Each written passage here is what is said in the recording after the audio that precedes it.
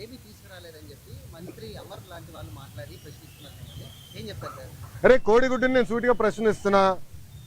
మీరు మంత్రిగా ఉన్నప్పుడు మీరు ఏం తీసుకొచ్చారు ఆంధ్రాకి? ఏం తీసుకొచ్చారు చెప్పండి. ఇప్పుడు మేము మాకు ఇప్పుడే థ్యాంక్ యూ అన్న. 7 నెలల్లో 6,33,568 కోట్ల రూపాయలు పెట్టుబడులు తీసుకొచ్చాము.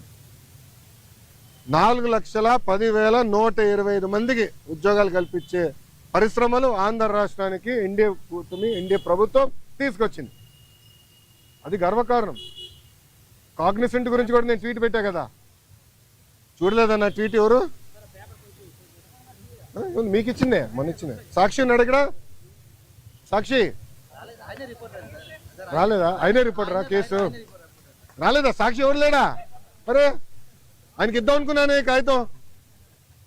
ఇదన్నా చూడరా భయ్, కళ్ళు తెరువు అని అనుకున్నా. ఇప్పుడు మీరు చూడండి, బాబు గారి డావోస్కి దాదాపు 1997 నుంచి వెళ్తున్నారమ్మా. డావోస్కి వెళ్ళినప్పుడు ఎప్పుడు ఒప్పందాలు చేసుకోం. డావోస్ సెర్చ్ ఇస్తాం, ఇంట్రెస్ట్ ఎవరికి ఎలా ఉందో డిస్కస్ చేసి మళ్ళీ తిరిగి వచ్చిన తర్వాత ఒప్పందాలు చేసుకుంటాం. ఇప్పుడు దీంట్లో మీరు చూస్తే విచిత్రం, ఆసిల్లర్ మిత్తల్ది దీంట్లో ఒప్పందం లేదు. పైన అసలు ఆసిల్లర్ మిత్తల్ది 1,35,000 కోట్ల రూపాయలు పెట్టుబడి అనేది ఉంది.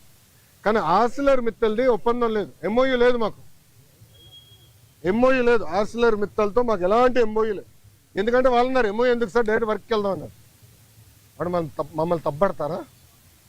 ఇప్పుడు వాళ్ళకి మన మెటీరియల్ టైప్ చేసాం ఎన్ఎండిసి నుంచి, ఎన్వైరన్మెంటల్ క్లియరెన్సెస్ మేము కోఆర్డినేట్ చేస్తాం. వాళ్ళు భూమి ఎత్తికి కూడా భూమి కేటాయింపులు కూడా పూర్తి చేస్తాం. 6-7 నెలల్లో పనులు ప్రారంభించాల లక్ష్యంతో మేము పనిచేస్తున్నాం. ఎన్నికలకు వెళ్ళే లోపల ఫస్ట్ ప్రొడక్షన్ అవ్వాలనేది మేము చేస్తున్నాం.